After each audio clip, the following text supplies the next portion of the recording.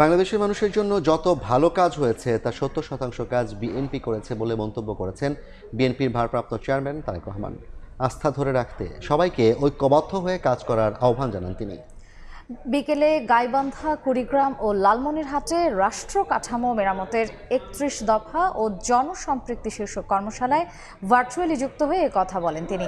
দুপুর থেকেই জেলাগুলোতে আয়োজিত কর্মশালা স্থলে দলে দলে জড়ো হন নেতাকর্মীরা।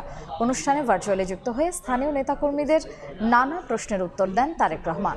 এ সময় তিনি রাষ্ট্র কাঠামো মেরামতের ৩১ দফা বাস্তবায়নে দিক নির্দেশনামূলক নানা কথা বলেন। এই দল জনগণের ভোটে কয়েকবার রাষ্ট্র পরিচালনার সুযোগ পেয়েছে, কয়েকবার তারা রাষ্ট্র পরিচালনা করেছে। যতগুলো সরকার, রাজনৈতিক সরকার আজ পর্যন্ত বাংলাদেশ পরিচালনা করেছে, যদি হিসাব নিকাশ করি আমরা যে জনগণের জন্য, দেশের জন্য বিভিন্ন রকম ভালো কাজ যাতে জনগণ উপকৃত হয়েছে, দেশ উপকৃত হয়েছে, তার দেখবেন ৭০% কাজ আপনাদের এই দল করেছে, বাংলাদেশ জাতীয়তাবাদী দল করেছে।